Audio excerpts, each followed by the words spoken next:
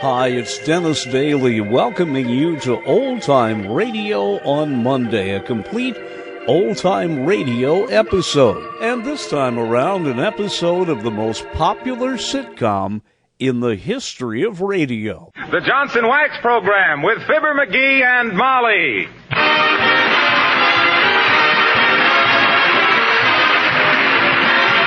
You know what's the matter with a man when he gets a glassy glint in his eye and his hands begin to twitch and he starts wearing his oldest clothes? He's got fixitis. He's got to fix something. Any wife will recognize the symptoms in her husband, even unto Fibber, McGee, and Molly.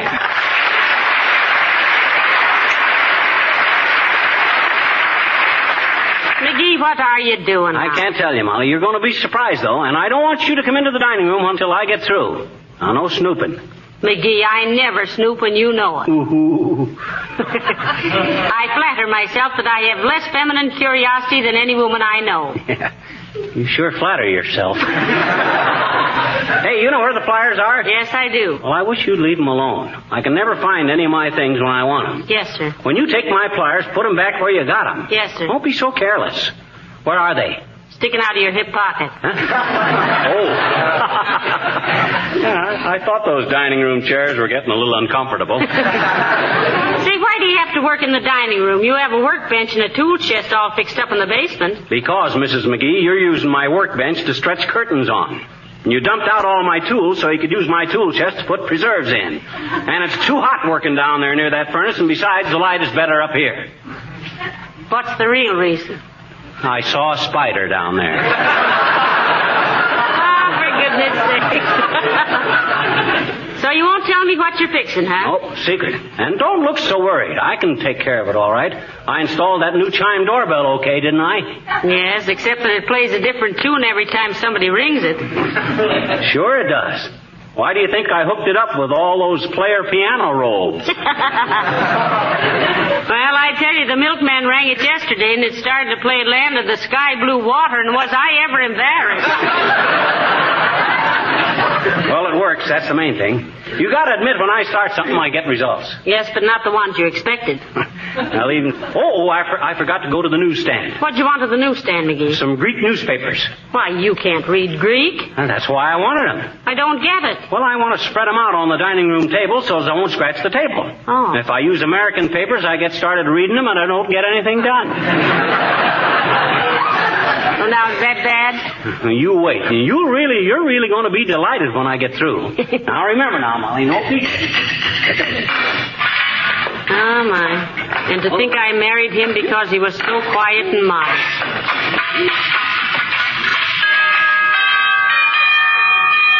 Oh, dear. Come in. Oh, hello, Mrs. Uppington. Oh, how do you do, my dear? And Mr... And what on earth is going on? Well, it's McGee, Abigail. He's being the boy builder again. Always a handyman about the house, isn't he, my dear? Well, he's always about the house. I'll go that far with you. Oh, McGee, Mrs. Uppington is here. Well, don't answer the door. Maybe she'll go away.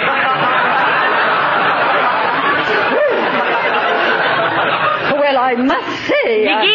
McGee, she's here, inside. Huh?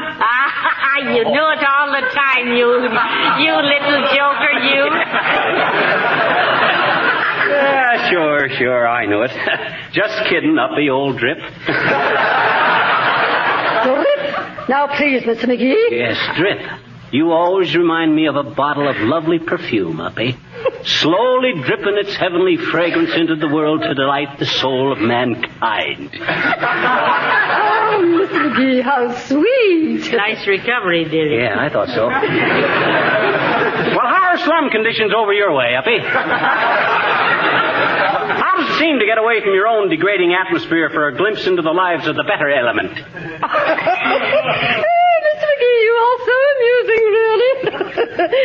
But sometimes I don't quite know how to take you. Yes, and sometimes I wouldn't care how you took him if you only would.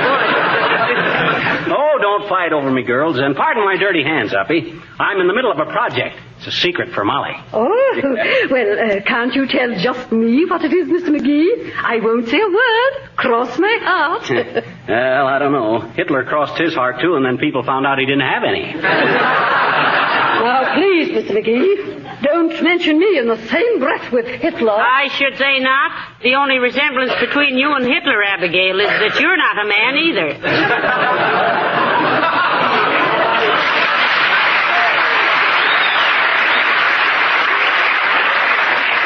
Let me whisper in your ear, Uppy. I'll tell you what I'm fixing for Molly. Oh, do, Mr. McGee. Here. Well, I suppose you... And for a long time, she... So what does I do? But I... And I've almost... What do you think? Mr. McGee, how delightful, really. Say, look, Abigail, I was just going to make some tea. Now, will you stay a while and have a hooker of oolong? Don't you know, Mrs. McGee, I just stopped in to ask you and Mr. McGee to come to my New Year's Eve party. Well, I don't know, Uppy. What kind of a ball are you going to bounce?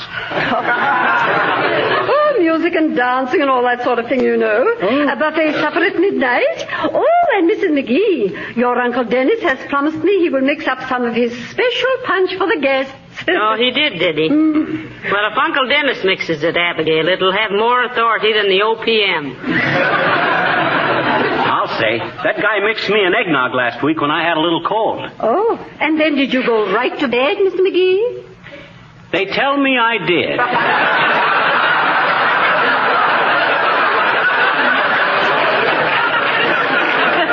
So you're throwing a brawl Wednesday night to give 1941 the bum's rush, are you, Uppy? Is your party going to be formal, Abigail? Yes, you don't mind, do you? Oh, I should say not. When I get into my evening clothes, it changes my whole personality. I'm a different guy entirely, Uppy. Indeed you are. Why, the night you and Mrs. McGee went to the opera with me, I overheard someone ask if you were Mr. Tracy. Oh, Spencer? No, Dick. They said he must be someone out of the funny paper. Oh, we'll drop over at about 9 Wednesday. Goodbye.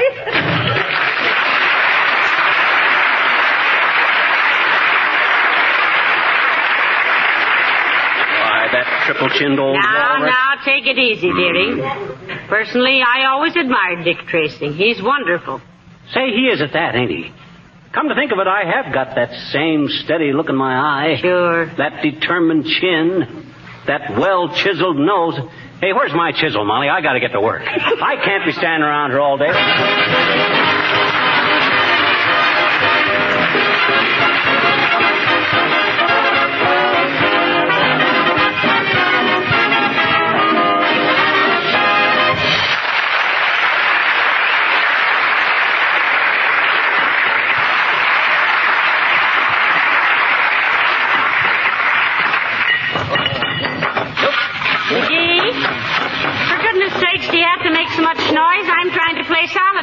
You calling me, Molly? Yes, I was.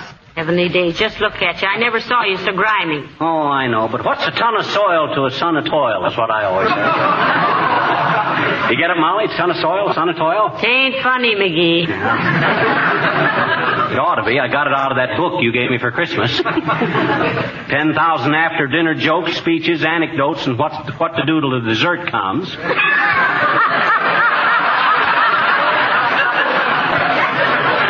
Too hard. There you are. Now listen, be a little more quiet. I'm trying to play a game of solitaire here.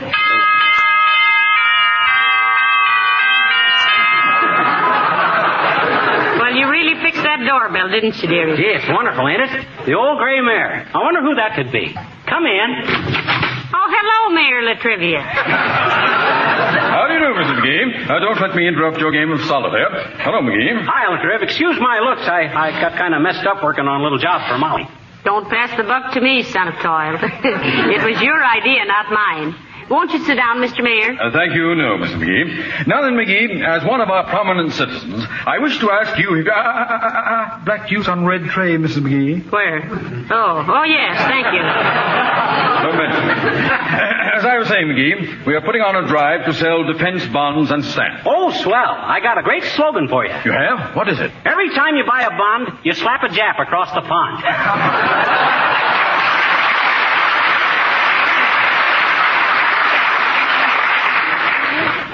How do you like it, Latrivia? Well, so the city is going to start a drive to sell bonds. Well, so what? The procedure will be something like this, McGee. We will have a large sound truck playing recordings of military music. We stop the truck at prominent corners, and well-known citizens make speeches from the back platform and urge the crowds to buy defense bonds and stamps. Your name has been suggested. Oh, I tell you, I'm sure McGee will be very useful, Mr. Mayor. Oh, he makes wonderful speeches. Yeah. She ain't singing Dixie, Latrivia.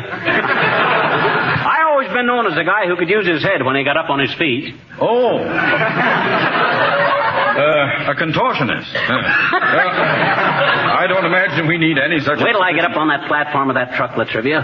I'll hold out my hand for silence, and then I'll say, real dramatic, ladies and gentlemen, I'll say, with a kind of a dramatic, emotional throb in my throat. Ladies and gentlemen, would you like to hit Hitler, Mussolini, and Nipponese? Then there'll be a short cheer. And I'll Excuse me, McGee. You don't understand. I'll be making the speeches. Fine. You introduce me, and when I get up on that You won't make any speeches. Well, then what's he doing on the truck? Changing the records for the military music. Meet me at the City Hall tomorrow morning. Good day, Mr. McGee.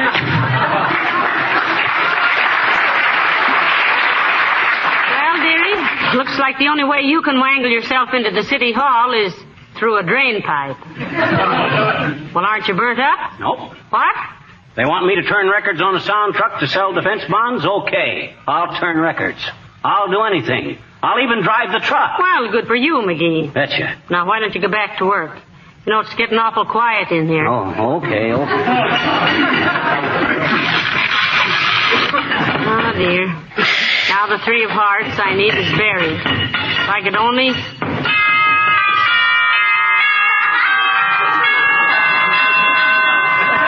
Come in, Mr. Wilcox. Hello, Molly. I just dropped in to thank you for the swell Christmas present.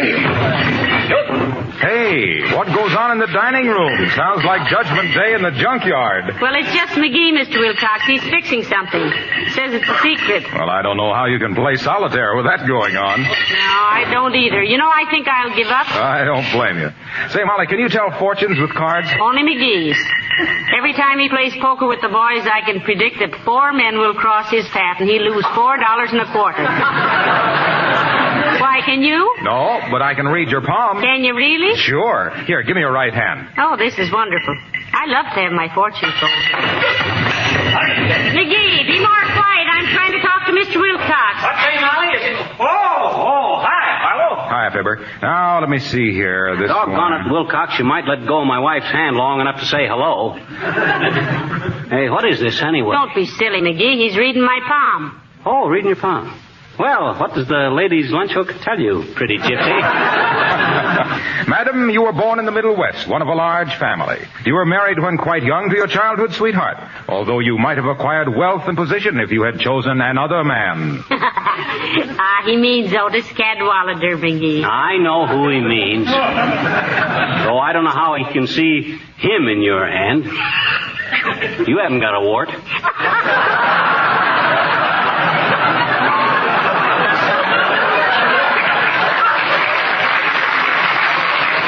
Come out even?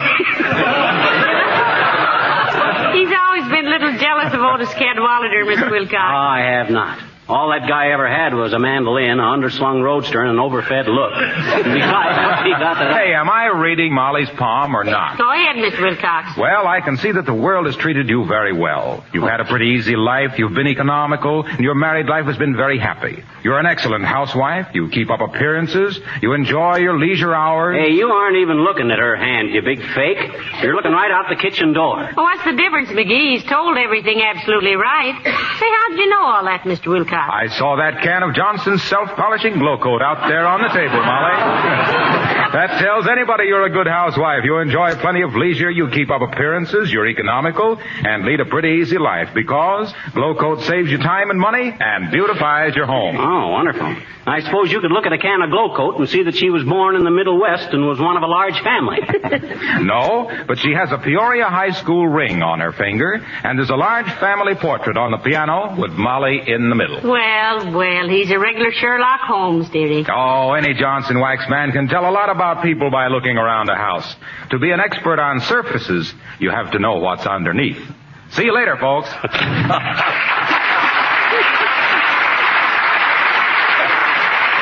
Oh, dear, what a fortune teller. All he needs is a bandana turban, a violin, and gold earrings. Well, never mind about that now. You finish your job. I'll have to be setting the table for dinner pretty soon. Well, I'll be through almost any time now. If I can find my little bitsy screwdriver. You know where it is? Is that the one you used to take the alarm clock apart with? Yeah, that's the one. Where is it? Well, I haven't seen it since you put that clock back together. Me either. How's the clock running now? Well, it's very accurate if you put it on the dresser facing the mirror. Huh? The hands run around backwards.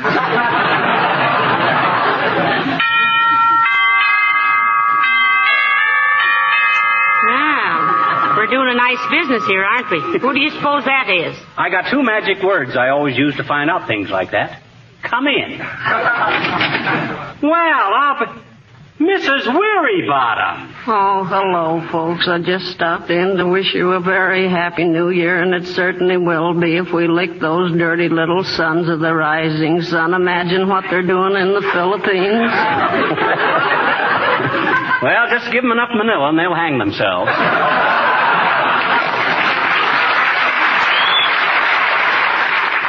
I suppose you're going to see the old year out at a nightclub tomorrow night, but not me after what happened last New Year's Eve. Yeah? There I was hooping it up with my little paper hat on and blowing my horn for all was out, and I started across the dance floor on my way to the powder room, and I got some gum on my shoe, and I tried to scrape it off while I walked, and I got a prize for doing the rumba. My goodness, Mr. McGee, you must be an older man than I thought. You could never get that dirty in only 40 years. Well, Happy New Year, folks.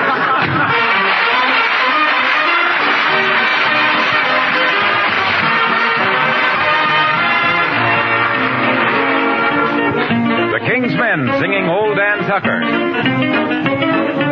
Funny old man with a funny old pan, and the name of this funny old bunny was Dan. Yep, old Dan Tucker was a fine old man. He washed his face in a frying pan. He combed his head with a wagon wheel and died with a toothache in his heel. So get out the way, old Dan Tucker. Get out the way, old Dan Tucker. Get out the way, old Dan Tucker. You're too late, too late, too late for supper, too late for supper.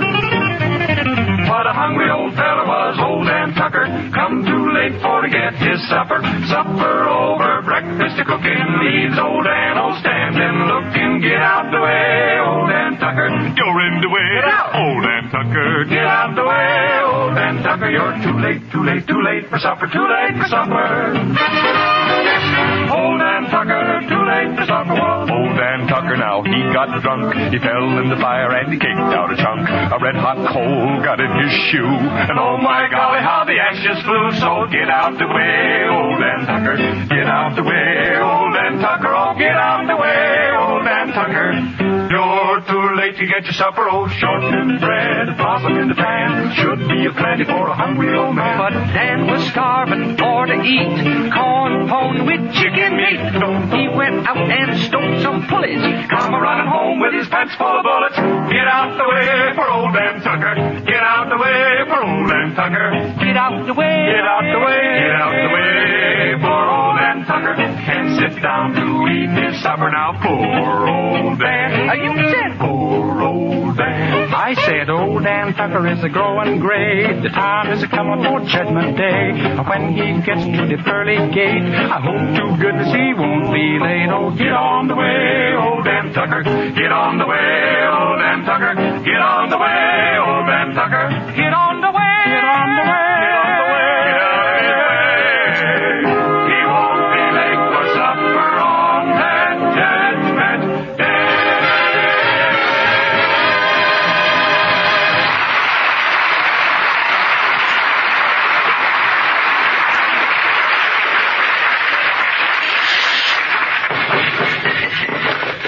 See, now, I'll get there. If I do, I did a whipping. I doed it. How about that? I overdoed it. McGee! Yoo-hoo, McGee, come here a minute. Doggone it, Molly, how can I ever get this job finished if you keep interrupting me? Hey, what's the iodine for? Well, when you start tinkering, McGee, I get ready for anything. Just take a look in my sewing basket. Well, I'll be iodine, bandages, splints, court plaster, and a cake of laundry soap. Hey, what's the soap for? Well, that's to wash your mouth out if you hit your hand with the hammer again and say what I think you said. I didn't say what you thought I said. I merely said that every time I slam it, it swells. Oh. Well, for goodness sakes, get done with that mysterious job of yours and take a bath. You're simply filthy. Is that one of your good shirts? Search me. I can't remember what color it was when I started work. Take a look at your hands. You'll never get them clean. Ah, that's the time I got you. I got rubber gloves on, so that... Uh-oh. No, I haven't either. I forgot all about them. Well, I only hope this job is worth all the time and effort and noise, that's all. It is. You got my word for that, Molly. This is something you were going to do yourself and kept putting it off. Me? Well, what on earth is... Oh, come on, tell me. No, it's going to be a surprise. This is going to be the greatest thing that ever...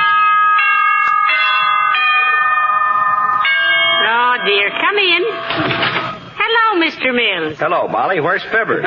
What do you mean, where's Fibber? I'm Fibber. Oh, excuse me, Skimp. I didn't know you in the coal miner's outfit. Well, he's been working on some kind of a hush-hush job, Mr. Mills, though I don't know what it could be that would get him that dirty. Well, you'll find out. Have a cigar, Billy? Thanks, I got one. You got two? Thanks. Smells good. Christmas stuff? Nope, got that from one of my trumpet players. Just had a baby. Ah, isn't that nice? How long will he be out of the band, Mr. Mills?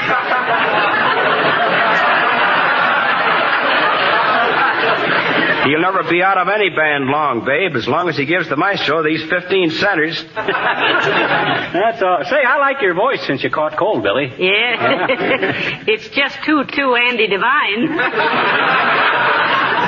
Thanks. By the way, Billy, how long have you been a musician? 38 years. Heavenly days. How old are you now?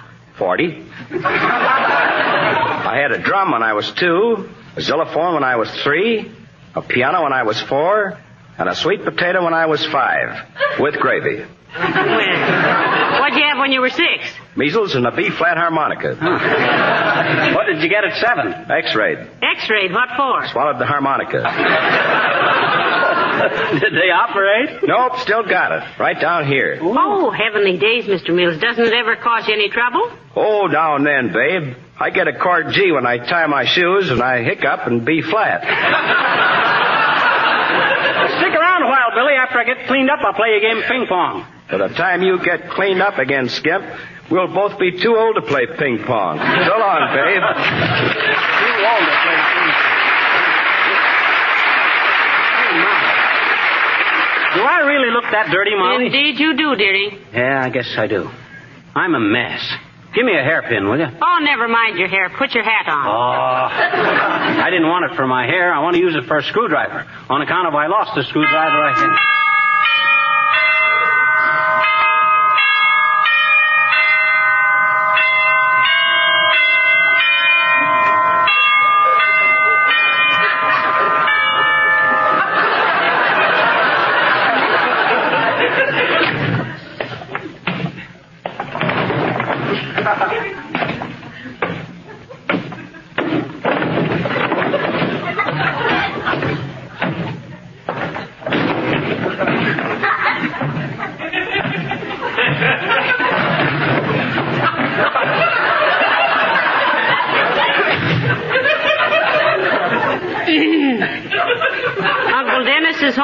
early tonight.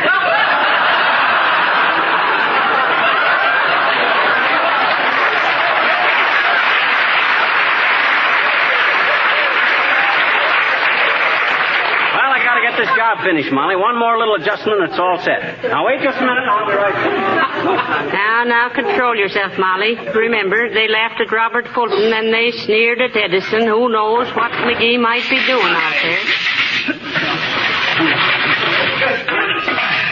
Hot dog. There she is. Okay, Molly, it's finished. I did it, and all by myself. Well, don't keep me in suspense. What did you do? Now tell me. Well, you know that portable typewriter of yours? Yes. Well, I changed the ribbon on it. Oh, my.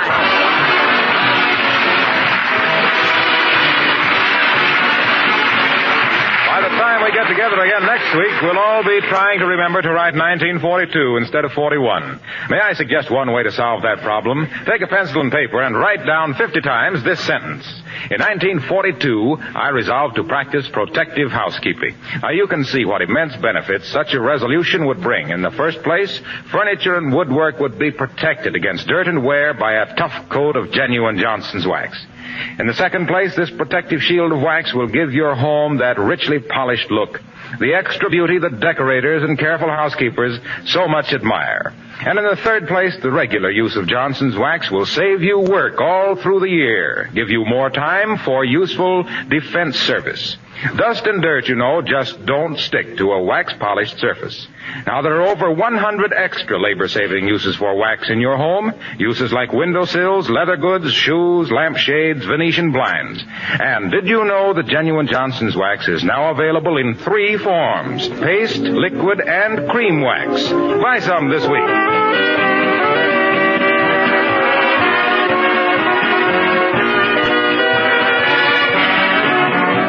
McGee, you go right upstairs and get cleaned up. Don't even sit down any place before you get out those clothes. Okay, but I don't think you're being very appreciative. Well, I'm sorry you think so. Fine thing. Here I cut my hands to pieces, break my best screwdriver, ruin my clothes, and waste a whole day, and for what? For the Wistful Vista typewriter shop, if you must know. Yeah, well, that's... Huh? What do you mean? This is their typewriter. Huh? I took mine down yesterday to get the ribbon changed. What? You mean... Oh, sure. Good night. Good night, all.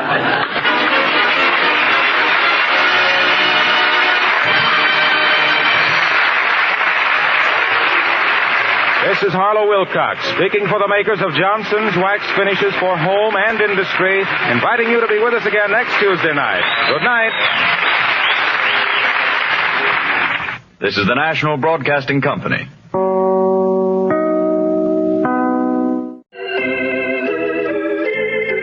Join me every Monday at this time for a new complete old-time radio episode from the archives of Old Time Radio.